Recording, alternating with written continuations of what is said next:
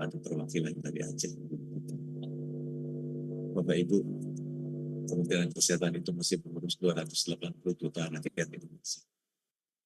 Dan ribuan rumah sakit, puluhan ribu klinik dan puskesmas yang mesti diurus, ratusan ribu tenaga kesehatan juga mesti diurus. Mungkin pegawai kita juga udah puluhan ribu. Belanja kesehatan nasional juga 500 triliun lebih mungkin Bu Beki.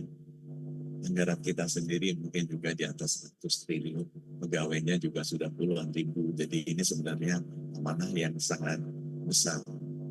Kalau dari sisi anggarannya besar, tapi sebenarnya juga jadi kemungkinan membuat dosanya juga besar kalau tidak dimanfaatkan dengan sebaik-baik. Jadi adalah tugas kita bersama untuk bisa memastikan bahwa memang amanah yang besar ini kita bisa manfaatkan sebesar-besarnya bagi kepentingan masyarakat kita. Karena bagaimana kita bisa memastikan bahwa layanan kesehatan itu selalu yang saya pesankan tiga untuk rakyat itu. Aksesnya bisa terjangkau, kemudian kualitasnya bisa sebaik-baiknya, dan harganya bisa semurah. Masalah akses itu belum pernah bisa terselesaikan sampai sekarang. Idealnya kalau ditanya, kalau saya Google atau tanya ChatGPT, setiap masyarakat Indonesia itu kalau bisa harus kurang dalam 1 jam, harus bisa sampai ke titik layanan. Itu adalah idealnya. Nah, saya nggak ngerti gimana Indonesia dengan berapa 7.000 inhabited islands itu bisa less than 1 hour kalau ada apa-apa masalah kesehatan di dia bisa sampai ke satu titik di mana bisa terlayani masalah kesehatan.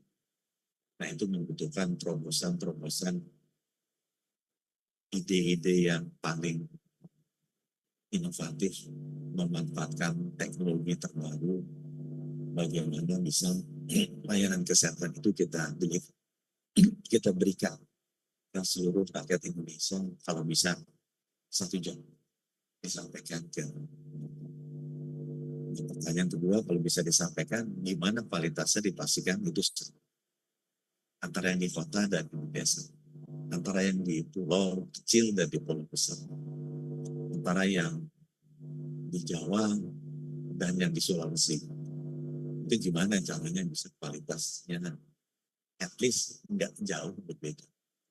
Dan otomatis juga harganya juga nggak berbeda. Nah, masalah mengenai akses, kualitas, dan harga itu adalah masalah besar yang harus dipecahkan oleh semua regulator kesehatan dimanapun, di negara manapun dia berada. Nah, khususnya untuk negara kepulauan seperti Indonesia yang jumlah penduduknya sangat besar, itu merupakan tantangan yang tidak dan disitulah kita harus menjawab tantangan itu. Karena di Undang-Undang Dasar sudah jelas layanan kesehatan itu merupakan hak dari seluruh rakyat dan pemerintah berkewajiban untuk memenuhi layanan kesehatan. Sehingga tugas kita memang demikian. Tinggal bagaimana kita bisa sebaik-baiknya memenuhi hak rakyat Indonesia untuk mendapatkan layanan kesehatan yang mudah aksesnya, baik kualitasnya, dan mudah. Dengan semua resources yang kita miliki, yang menurut saya harusnya cukup besar, dan salah satu yang terbesar dari kementerian lembaga ada di Indonesia ini, kita harus bisa sebaik-baiknya memberikan. Bagaimana caranya, strateginya sudah kita tahu, dan itu akan evolve terus in many years. Kita harus pastikan kita bisa memberikan layanan kepada seluruh masyarakat kita dengan cara yang terbaik, dan kalau bisa menjadi contoh di negara-negara. Karena masing-masing negara pasti memiliki kesalahan masing-masing. Kita bisa menjadi contoh menjadi salah satu yang baik, kualitas yang baik dengan harga yang paling murah dalam konteks geografi yang sangat sulit dengan demografi yang sangat banyak. Nah, itu akan menunggu Dan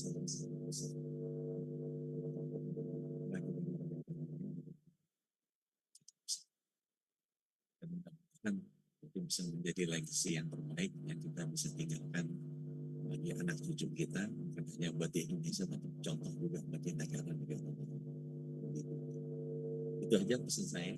Selamat bekerja dan mudah-mudahan kita bisa meninggalkan sesuatu yang membanggakan, bukan hanya di Indonesia, tapi juga di dunia. Terima kasih. Selamat bekerja. Wassalamualaikum warahmatullahi wabarakatuh.